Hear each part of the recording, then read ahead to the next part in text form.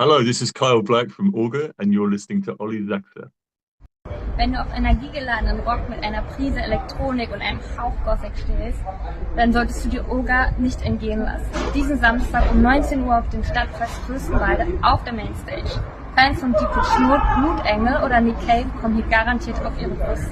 Also, nicht vergessen, diesen Samstag 19 Uhr auf der Mainstage. Wir freuen uns.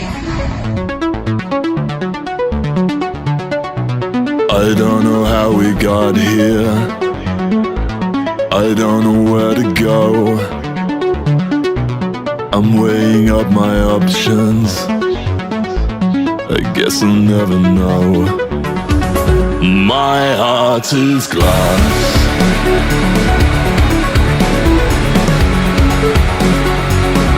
My heart is glass. Use my intuition to find another key. I'm falling into deep. I am running out of time. I'm using up my oxygen, wishing you were mine. I'll hold my hands above me and hang my head down low, hoping that you'll see me before it's time to go. Hallo Freunde, hier ist mal wieder euer Olli Sachse und heute haben wir einen ganz besonderen Gast da, einen Engländer in Deutschland, einen Deutschen in England, wie auch immer, und zwar Kyle Blaqk von der Band Auger. Hello Kyle. Hello, how you doing? Kyle, thank you very much. I'm very fine, and today it's not so warm as in the last days, so we are very fine. Kyle, I have to be very honest, I didn't know Auger since the last day. I recognized you in the last days, so please Mhm. tell me something about Auger. What's the name at first? Yeah, so firstly, very good on the pronunciation. We get a lot of different things from Auger to Auger to Ogre to all kinds of different things. So it's nice to hear correctly. It is Auger.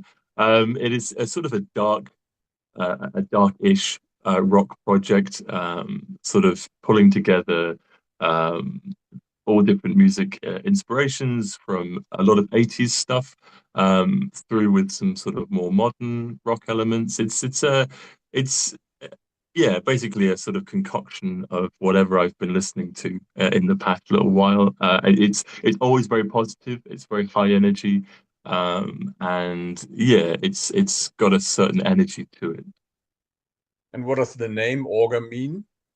The name is the shorter, less interesting story, which is the true one, is that when we first started the project, it was we knew it was kind of industrial music to begin with, and we thought, what's industrial? Mining is quite industrial, working in the mines. So we went on an A to Z list of all mining terms, and A was basically the first one after anvil. So we figured Auger sounded quite industrial and a little bit German in a way. So we just picked it because it sounded cool. Since then, it's taken on a different meaning that it's an auger is like a drill that sort of pulls the material out of the earth as it goes in. So the idea is it's almost like a metaphor for our ethic to sort of go into something to try and extract as much out of it as possible. So every show, no matter how small or big, goes we go into that with the idea of getting as much out of it as possible. So it's kind of it's taken on a different meaning, but the origin is less interesting. I'm at the beginning of my 50s and I am a well-known fan of the 80s. How did you get the idea to relive the 80s again? Oh well, I have my parents to thank for that, for their great music taste, which I know a lot of people like to hear. But really, actually, very young. I went to we used to go to a flow market near where I grew up, and I think I was 6 or 7, and I used to like to buy CDs, and there's quite a lot of compilations of love songs and of like classic hits and all sort of a lot of compilation CDs. And on them was things like Duran Duran and Kate Bush and Tears for Fears. And so it was because I bought these and I knew a little bit about the names of them because of my parents, but I actually discovered a lot of them by myself via this means. So I think from a very young age, I've always been into 80s music, and it's so nice to have a project where I can incorporate those 80s sounds with with a more modern approach, a younger approach to it. But I love all music that comes from there. I kind of almost exclusively listen to old music. I don't think I listen to anything modern enough as I should, I don't think. But yeah, my playlists very much consist of everything 80s, whether it's prog rock like Marillion or whether it's more pop stuff like Tears for Fears. It's all my kind of thing. Yeah, that's the same to me. You originally come from Blackpool in England. Yes, that's right. Yeah, I always joke I'm the only goth in the village because it's a very an un gothic and undark Yeah. place. It's very bright, lots of colors. Yeah, we only know it from the movie Shall We Dance as the main stage of dancing, I guess. Yeah, yeah, that sums it up pretty well. There's a lot of lights and a lot of dancing and a lot of drinking, and it's a very fun place to go if you want a very cheap party. It's interesting. It's nice. But now you live in the east of Germany in Fürstenwalde. How did you get there? So yeah, I live here. It's really nice here. I've wanted to move to Germany probably since 2019. It's been my mission to save up enough money to come over here. And then as it happened a couple of years ago, I met my now wife, who lives in Fürstenwalde. So I ended up moving over from England or driving all the way actually from Blackpool to Fürstenwalde last year to move here permanently. So yeah, and I already love it so far. It's a lovely country and a lovely part of the country as well. It's very foresty and yeah, very clean. It's nice. Und wie gut ist dein Deutsch mittlerweile? Nine. My Deutsch is very bad. Verstehst du denn ein bisschen Deutsch? Bisschen. I can't speak it too well, but from context of a conversation, if I know the context initially, I can understand what's being said. So yeah, people can't get away with saying things about me when I'm in the same room. So that's important. But you can survive in Germany and go to the supermarket and buy your stuff. Yeah, luckily. Oh, I'd always joke that Fürstenwalde is possibly the only place in Germany where they don't speak a single word of English. That's right. So, yeah, it's been quite tricky, but I think when the time has come to either speak a tiny bit of German to help me out of a situation, or someone speaking English to me, it's balanced out quite well. I think I would do well for learning a bit more, though. I can normally say if someone says something to me, I can translate it and then I can sort of come up with the answer in my head and then translate it back into German. But by the time I've done that, the conversation's over, I think. It takes a bit of time to cognitively go through the words, but I'm getting better at it. Do you live from being a musician? I do, yeah, yeah. Yeah, it's taken a lot to sort of get to the point where I can, but I can just about make it work. Oh, that's very fine. Most musicians I'm talking with are more the older musicians from the 80s, and they all say money is not very important when being a musician. Yeah, yeah, absolutely.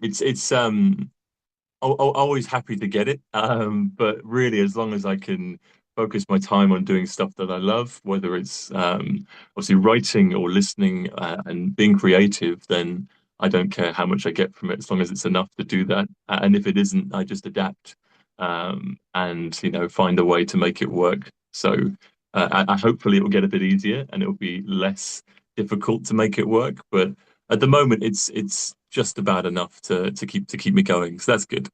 But I think you can't earn any money from selling music just by being on stage, or is it not right? Yeah, I mean, there's like a GEMA and royalties for performing the music anyway, which helps. It is very backdated, so sometimes it takes a while.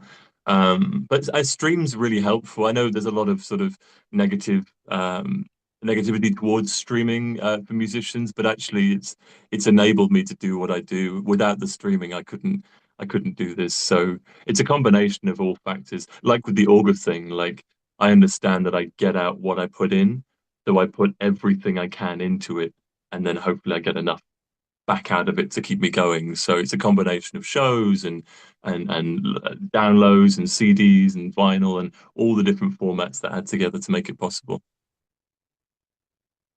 Today's Thursday, and I think on Saturday you are live on stage in your home, in your new home country. Yes, absolutely. Yeah, playing the Stadtfest in Fürstenwalde, which I'm really excited for. It was the first thing that I saw when I came here last year. It was actually on the 1st of July, so it's not long been a year since I've been here. And I went to the Stadtfest and had a walk around and thought it'd be quite nice to play. So uh, everything kind of fell into place, and I got asked to play it. So yeah, it's nice. It's nice to sort of show the locals that I'm not just a really quiet person that goes into Edeka to buy salami, and that actually I do something quite interesting on stage. So it's a chance to sort of show that to the local people here. Your music is very open-minded and very interesting, but do you think it will really fit to the public of a Stadtfest? Yeah, I think so. The mayor runs every year a dark industrial Gothic Oh, small festival. So there's obviously a bit of locally as well. So there's a bit of love for that. And what I like about what I'm quite proud of about my music is that it's very easy to listen to. I think it's not very heavy. It's not the vocals are very clear.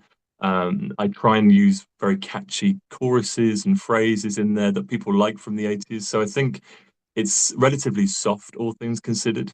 And I think it blends quite nicely with the people that do love things like Depeche Mode or Nine Inch Nails or whatever, but also quite like some of the more softer stuff as well. I think it's a nice in between. And also, I think people are quite happy not to listen to Schlager for the hmm. first time in a few years. So, and actually having a rocky night because actually Spirit of Smokey are playing at a headliner, and they're obviously rock, so it's quite a rocky night. So I think it's nice to mix things up a bit. Yes, I'm very excited to get to know how Fürstenwalde will be on Saturday. I won't be there, Mhm. but I think I can see it on the internet somewhere, some critics. Yeah. And afterwards, you will go straight ahead to your own old country, to England. Yes, yeah, straight after. So on I think we fly out on Tuesday or Wednesday to try and sort out I've got some t-shirts arriving and stuff. So it's a lot of organizing to do, but yeah, we've got four shows in the UK in it's a really weird layout of the UK because we start in Bristol and then we go to Newcastle and then we go to Glasgow and then all the way down to London. So it's a real sort of 7 or 8 hours in some days of driving, but it's we do everything independently, so all the tours are organized in the UK by ourselves. So uh, yeah, it's a lot of work that goes into it, but I'm really looking forward to everything hopefully working out and starting to enjoy the days on the road and to see family as well, which I always make sure I do whenever I go back to England. We'll create a little base at my dad's house and stay there. So it's nice I can combine that with the music a little bit. Okay, let's get back to Auger. Who are the members of Auger? So Olga as a project is just myself, and I do all the writing and production and artwork and website and all that kind of thing. But I'm joined on stage normally always by my good friend Alex Daling, who plays drums, and then occasionally with a keyboardist called Marta, who's very talented as well. And we do that for some of the more bigger festivals and for the headline tour that we just had in Germany. I had those two with me for all the dates. For Stadtfest, it will just be me and Alex. So it's a bit of a movable feast. It's always me singing and attempting to play guitar, and then it's yeah, it's depends on on who's available. But the project is myself. I've founded it with my friend Kieran, but he left the project in 2020 to focus on like, on his career. But since then, yeah, it's all been done at my office on my desk, which is nice. It gives me a lot of creative freedom to write stuff, and no one can tell me what I can't do. That's It's right. nice. You are your own boss. Yeah, exactly. Yeah. So if something doesn't sound good to someone else, then it's their problem and not mine, which is nice. And it's great sort of have that outlet to really be creative and expressive and to have something that we're very proud of. We've cultivated a bit of a team around the band Auger as well with just with people we've met on the road who've become really good friends. So we all pull together and it really feels like a nice little community that we have. So yeah, we're very, very fortunate for that. There was a young lady on Facebook who advertised your gig in Fürstenwalde. Who Mhm. was that? That's my wife, Oh, Laura. Yeah, yeah. So I was supposed to do the video, but I got a bit nervous doing the video in public. I feel really weird about that, but she wasn't bothered, so she yeah. said, "Oh, I'll do it." So and she did really good. So, and she speaks German, so it would have Yeah, been yes, my English was a lot much better than you. much better than I. Yeah, definitely. Okay, nice greetings to her because I saw her. I only got to Orga because just I saw her. Oh, really? That's Yeah, brilliant. it's her fault. I'll make sure to use her more often. She's very useful. Yes, you should. Yeah. Did you release any, let's say in old style, any records, any CDs yet? Yes, I mean we've got four albums out, and we've got the fifth album coming hopefully in November this year. I'm still finishing it off. It's a labor of love, but it's taking its time. And yeah, this our last album, Nighthawks, is on vinyl and CD and all that kind of thing. And the new album will be the same. I'm even tempted to get a cassette for nostalgia purposes. Hmm. But yeah, there's a fifth album coming. We've just released a new single called Where Do We Go a couple of weeks ago. And there'll be another new single coming out in a few weeks as well, sort of leading up to the album release in November. A very big album as well, because I think it's going to be around about 20 tracks. So there's lots to enjoy. It might have to be a double vinyl, I think. Lots of 80s stuff. Lots of 80s stuff. Yeah, yeah. It's a lot of the last album was very Tears for Fears inspired, and I think this one's following suit quite similarly, but with a few more different references to people like Billy Idol and the Cult as well to try and bring some rock elements into it with a sort of undertone of Depeche Mode going through it because that's kind of a great foundation to create the music. So yeah, it's a lot of different influences going into it, and it's very varied. One of the great things about the project, it's always been the case, is that um, because it's very much what we want to write or what I want to write, that the albums always vary from track to track. There's something heavy, then something light, then something dancey, then something soft, and it's nice to have so much diversity on an album. So the new one will be very, very much the same with lots of different styles and stuff. All throughout it. There's no way to escape from Depeche Mode, I think. Yeah, absolutely. Yeah, it's funny because I've obviously always known about Depeche Mode, and one of my favorite songs is the album version of In Your Room, and but that's the only song I knew basically by them until the fourth album. So, and we got Depeche Mode comparisons long before then. So it's weird how it kind of how it ended up sounding a little bit along those lines. But I think it's dark and it's electronic and it's catchy, and I think it's a really easy reference to make for people who don't know what kind of music it is.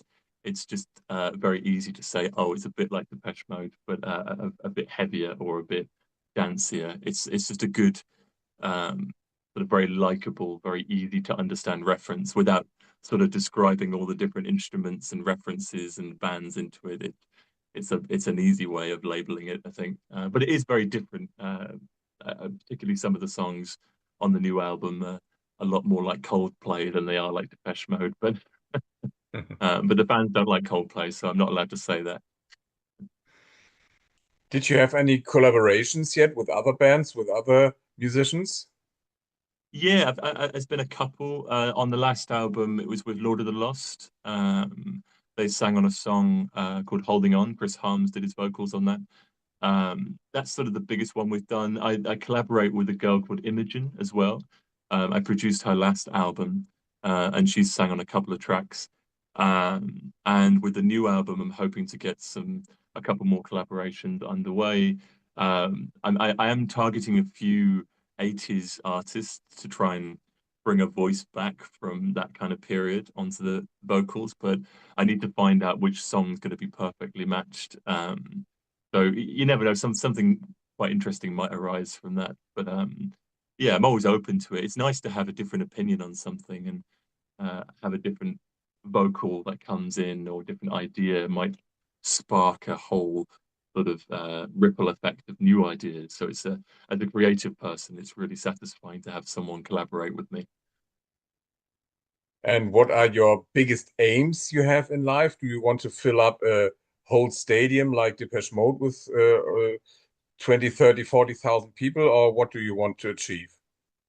Absolutely. I mean, why wouldn't that be the goal for anyone? I think I never want to undersell myself, and I always want to be proud of what I do, and I don't think there's any shame in aiming for something that's seemingly so far out of reach. I think even just imagining 5 years ago that I would be able to live off the music that I've created, it's just a completely outrageous concept to me 5 years ago. Uh, so suggesting that I can fill out a stadium in 5 or 10 years, I don't think that's any more outrageous than that felt in that moment. So yeah, I think the sky's the limit with it.